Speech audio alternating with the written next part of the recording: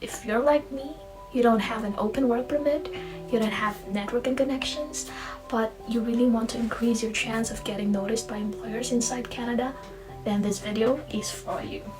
Hello everyone, this is me again, Yaz Rosette, and today's vlog would center on the things that you can do in order for you to increase your chances of landing a job in this beautiful country of Canada. If you were able to watch my previous vlog, I have mentioned there some reasons why you might have difficulty in finding a job inside Canada.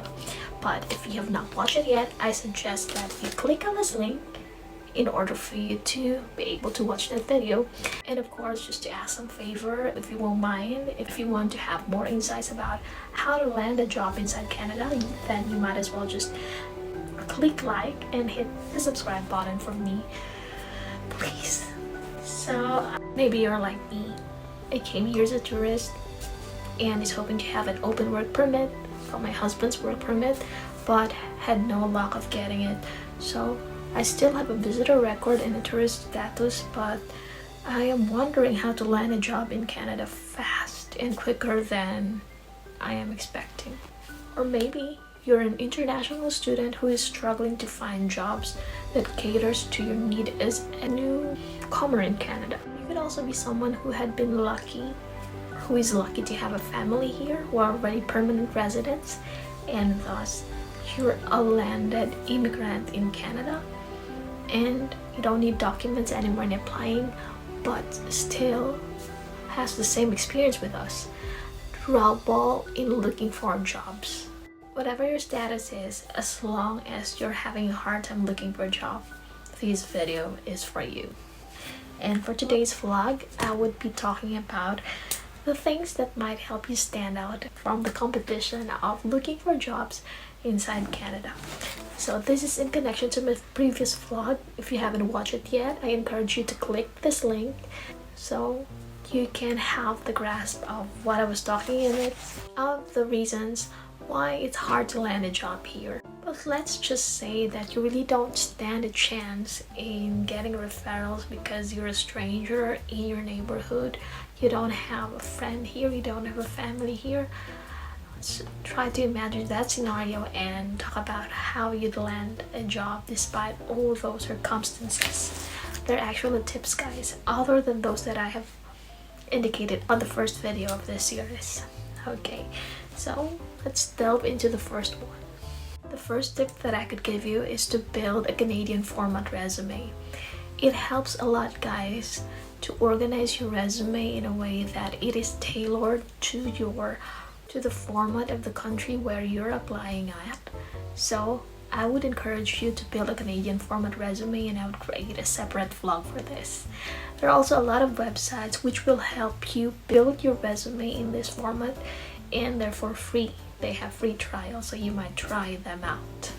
Other things that you should consider while building your resume are tailoring it according to the qualification needed by the company in the position that you're applying for, and tailoring it according to the responsibilities of, again, the employer that you are applying to. Then you should also consider presenting all the credentials that you have, which would let you have transferable skills or better licenses and certificates that proves you have what it takes to do the job in that company. Do most of those things and the HR happens to read your resume, then I'm sure that yours would really stand out among all those applicants who has the same status as you in Canada.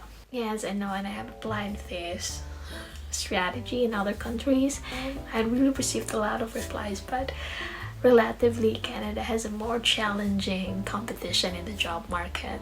So when doing these things, I am telling you to just think about how you are on advantage, or how do you have an edge over other applicants who are like you, who don't have open work permit and who are just tourists here. Okay, so apply as many as you can with the tip that I have mentioned, and I'm sure that he would stand out among the rest of the tourists who are here as well, or the international students who are applying for positions like you. Okay, so there you go. This is the first tip. You need to build a Canadian format resume. Now let's go to the second one. The second one is related to building your resume, and this is also as important as your resume. Tailor your cover letter according to the company's needs or the company's instructions when they posted the job online. For example, if they requested you to indicate your legal status in Canada, they ask that you have to include the reference number.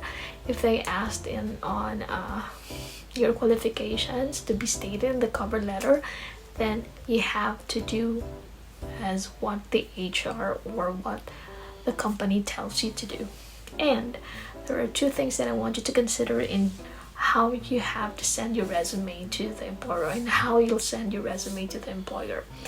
If you are emailing or sending your application via email, you should already write this as a message with your resume attached, like this. Or if you're applying on the company's website, you should already have a document which is ready for attachment or ready for attaching to the company's website, for example, in a PDF or document format. But you should be flexible enough in editing those, especially with dates and with the position that you're applying to. Okay, so remember those, guys. If you want to stand out in your application, then you have to include cover letter. Let's get to the third one. The third one that I believe would really give you an edge over other applicants is having a Canadian address.